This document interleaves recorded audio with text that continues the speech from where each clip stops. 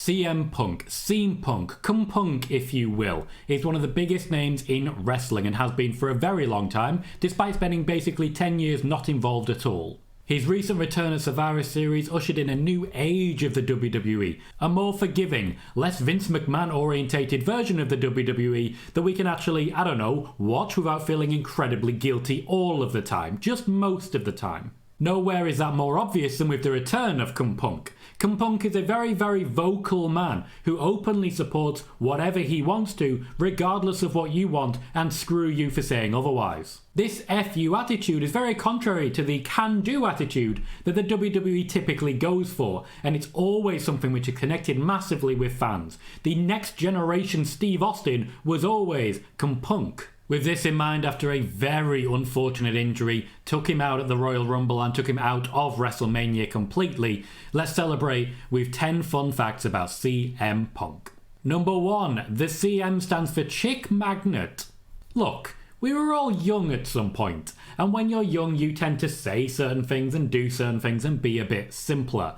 Chick Magnet Punk has certainly used the way that fans have really gotten behind this whole CM thing to his advantage, with recognition of Charles Montgomery Punk, for example, using it in a plethora of ways that can really go viral and get people talking. He was kind of made for the TikTok era long before TikTok even existed.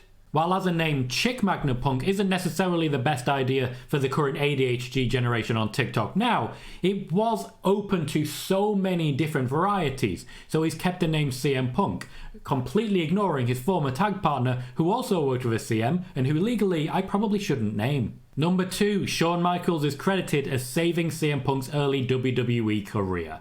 The aforementioned vocality has hurt CM Punk at times, and generally does seem to mean that a lot of people don't like him when they first meet him, but grow to over time.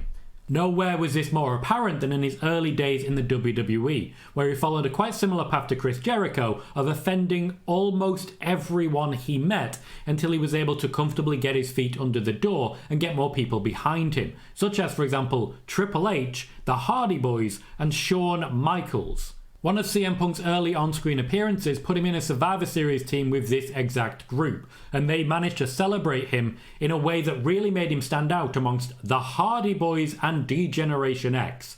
It's difficult to really stand out there, but this is something not only did Shawn Michaels want, but which he was backstage fighting for. Now, opinions differ on this one, and CM Punk historically has disagreed and then come to agree over time, but Shawn Michaels did say that when it came to production meetings, there was always quite a lot of CM Punk bashing until Michaels himself stood up and was counted. This kind of makes sense when you consider that CM Punk on an early, somewhat self-destructive path likely reminded Shawn Michaels of someone else he knows pretty well. Number 3, he auditioned to act in a Teenage Mutant Ninja Turtles movie. CM Punk has had a number of acting roles, quite a lot in the WWE and some outside of the WWE as well. He's been heavily involved in the world of Hollywood, just not to a level that you would see The Rock, for example. Big shoes to fill. One of the earlier roles he auditioned for actually ended up going to Sheamus from the WWE, while CM Punk was not directly involved at the time. He wanted to play the role of Rocksteady, the rhinoceros from the Teenage Mutant Ninja Turtles.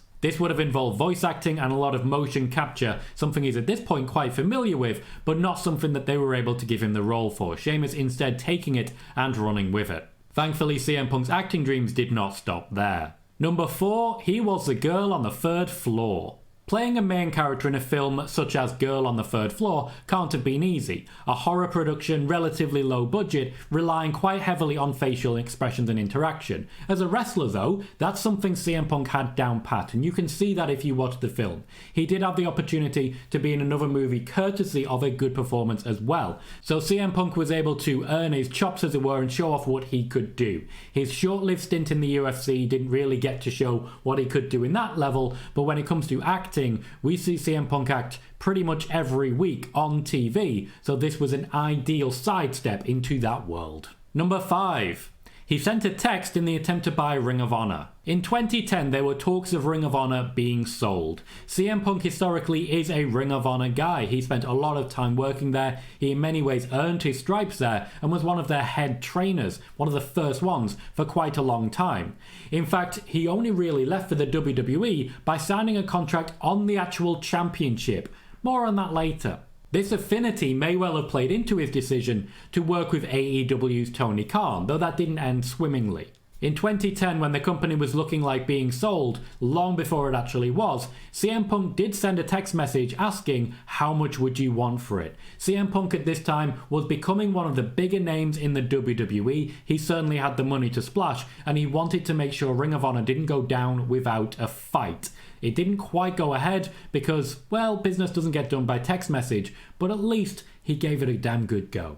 Funnily enough, he also apparently, according to Cody Rhodes, turned down an AEW contract offer via text message. Number 6, he wrote for Batista's Marvel character Drax the Destroyer. For those who haven't seen Guardians of the Galaxy, Batista is not only in it, but he's purple. If that's not enough reason to watch it, there's also other actors and other things that happen, but more importantly, Batista is purple.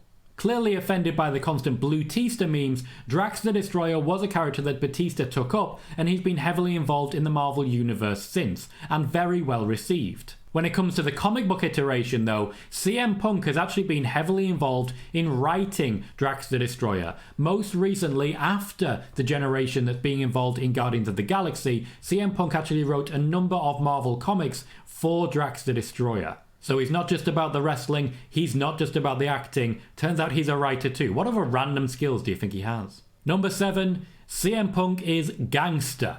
If you'll forgive the fact that I'm not in any way cool, CM Punk was involved in John Cena's WrestleMania 22 entrance. He stood on the side of the car that drove John Cena down to the ring with a Tommy gun, playing off a bit of a Chicago stereotype, but hey, he is the favourite son. Later, of course, he and John Cena would not prove to be the best of friends, but in that one moment when CM Punk was still considered a developing talent, this was an ideal introduction, and a nice little Easter egg to look back on during that particular feud, a very memorable 2011 feud between Cena and Punk, where Punk basically left with the championship. I'm seeing a theme here with championships. Number 8, he really likes Pepsi. CM Punk's life is devoted to Pepsi in much the same way Shawn Michaels redevoted his life to God.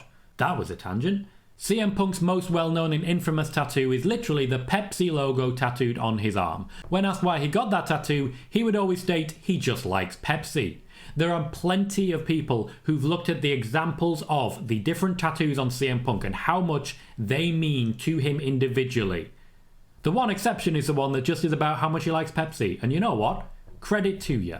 CM Punk is straight edge and a pescatarian, someone who genuinely believes in looking after his body. Apparently, the one vice he allows himself is Pepsi. So in many ways that tattoo still means a lot to him, it's just a lot in a way that you wouldn't normally expect. Number 9, he's an avid saxophonist. Yeah, you didn't see this one coming, did you? The chick magnet is a chick magnet for a reason, and as we all know, the saxophone is the sexiest instrument. CM Punk is not just well versed in it, he's very well practiced, learning from very early in his life. He can bust out quite a tune. I wonder if he can bust out quite a move to go with it. Given that we now have wrestling, mixed martial arts, acting, voice acting, and writing, we can now add saxophonist to this list, possibly even Pepsi making. It's Pepsi Phil, anything could happen. An avid saxophonist, a very, very talented man in a number of different ways. And finally, number 10, he does not care at all about championships. I mentioned earlier about CM Punk signing a WWE contract right on the front of a Ring of Honor championship that he was holding at the time. He was the guy, and then he switched sides. It's not the only time he's shown lots of disrespect to a championship though. The WWE Championship, which he held in 2011, is something that he left with. He left the company with the WWE Championship to spite Vince McMahon. Knowing what we know about Vince now, I probably would too. That's not even the most recent example. CM Punk currently still has, and technically still holds, the AEW Championship. He may have defaced it in every possible way, in very much NWO style, but he still has it. So that's 3 championships that he has mocked openly. Sometimes for storyline, sometimes because why the hell not? It's hard to think of anyone who has done more damage to world championships than CM Punk. It's a real shame that he picked up that injury, because I'm very interested to see what he would have done with that World Heavyweight Championship. Let me know more chick magnet Charles Montgomery come punk facts in the comments, and click the video on the screen right now to learn more about Becky Lynch.